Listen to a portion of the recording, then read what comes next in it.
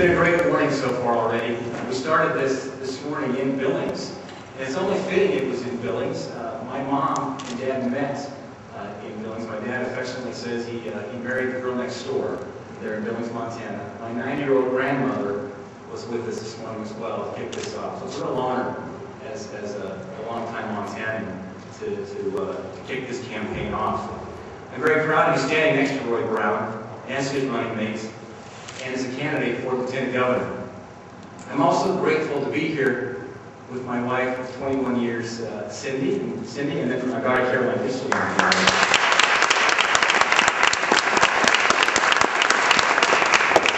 You mentioned the fringe benefits of campaigning. It'll be my family moving more on the campaign trail than it works. This is not all bad. But we brought along our youngest, Caroline. She's the one I think who's caught the political bug in the family. And her other three brothers and sisters are in school today.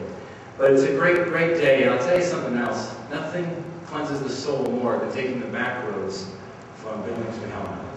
I'll tell you, it was just refreshing to come through Broadview and to Levine and across to Rygate and Shawmut and Harlow and Tudot and Martinsdale and back around. Those are the places that I think really make Montana great. I think it's important too for us who are out there creating a business to not forget there's a lot of Montana out there. We need to stay in touch with all of it.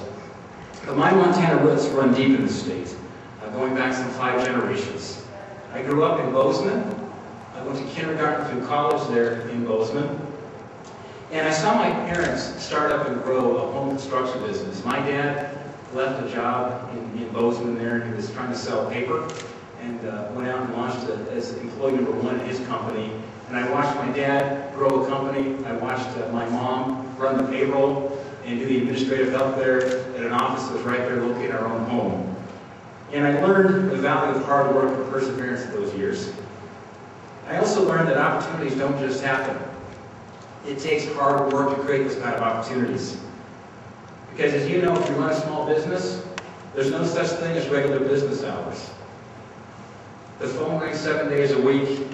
It rings any time of the day. I remember that phone ringing at every hour of the day, literally. I went to school at Montana State, graduated, and like many kids back in the early 80s in the state, if you remember, if you were here, this state was in tough times economically. I think it's important for us to lead for the future to remember that there are ups and downs in economies. And I was one of those Montana kids who had to leave the state. At the age of 21, I was recruited by Procter & Gamble and left and had a wonderful chance to work for 13 years in corporate America.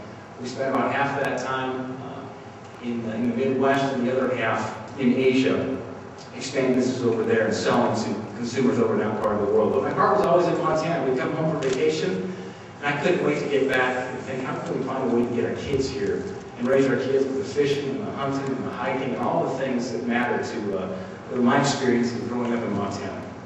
So we made a decision one day, we're going to make it happen. We came home, and that was about 11 years ago. I joined my dad in the construction business for a few years, and then one day I got a phone call. Kind of like getting a phone call from Roy Brown. It kind of came from nowhere. And Roy called me and started talking about this race. One of those phone calls out of the blue.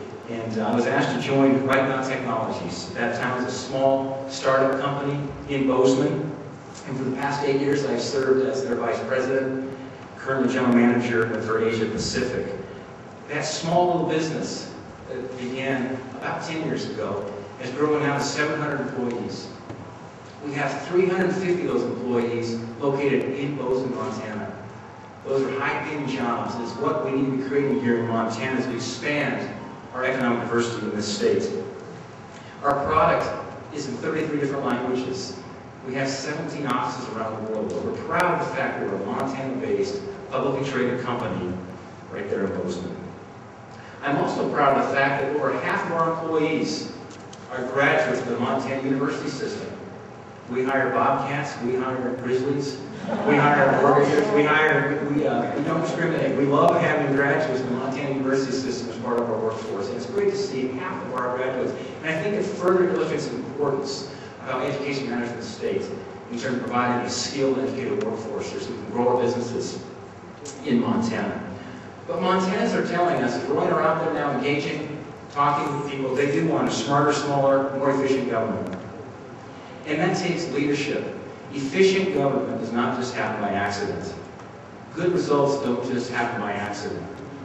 We need leadership that will drive cost savings, leadership that ensures that citizens are better served by government, and ultimately delivering better value for taxpayers. Roy and I both have the experience to make that a reality. You see, with our years of experience in the business world, I've got 24 years of doing that, but we don't talk about creating jobs in the abstract. Roy and I don't talk about improving efficiency and delivering results as some kind of management theory taught in the colleges.